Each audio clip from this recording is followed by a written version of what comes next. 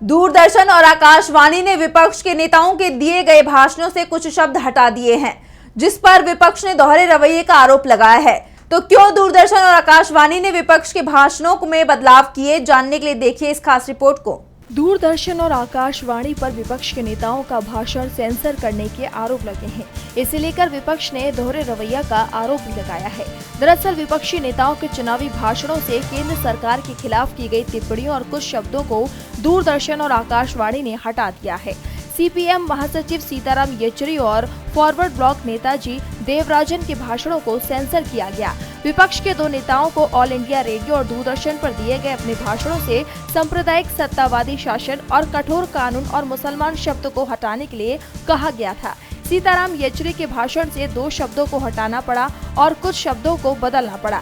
वहीं all India forward block के नेताजी देवराजन को कोलकाता में दर्ज अपने भाषण में मुसलमान शब्द से बचने के लिए कहा गया। इस मामले पर प्रसार भारती के एक अधिकारी ने कहा कि दूरदर्शन और ऑल इंडिया रेडियो दोनों ने इलेक्शन कमीशन के नियमों का पालन किया है। तो वहीं इस मामले में सीताराम येचुरी ने कहा कि उनको मेरे भाषण के हिंदी संस्करण में कुछ भी गलत नहीं मिला था, ये केवल अंग्रेजी का ही ट्रांसलेशन था, लेकिन उनके सुझाव के बाद अंग्रेजी संस्करण को सही किया गया है। वहीं जी देवराजन ने कहा कि मेरे भाषण में सीएए में भेदभावपूर्ण धाराओं को लेकर एक लाइन थी। उन्होंने मुझसे कहा कि मुझे इसमें से मुस्लिम शब्द को हटाना पड़ेगा। मैंने कहा कि इस शब्द का इस्तेमाल मुसलमानों के खिलाफ भेदभाव को सामने लाने के लिए किया जाना चाहिए। ये शब्द सभी अल्पसंख्यक समुदाय के बारे में दिखाता है, लेकिन मुझे इस बात की इजाजत नहीं दी गई। सीताराम येचुरी ने कहा कि भारत के लोकतंत्र में हर एक पार्टी को शासन के चरित्र के बारे में अपनी राय रखने की इजाजत है। शासन के दिवालियापन शब्द को हटाना और उसकी जगह पर विफलता शब्द को शामिल करने के सुझाव केवल केंद्र सरकार के चरित्र को ही दिखाता है।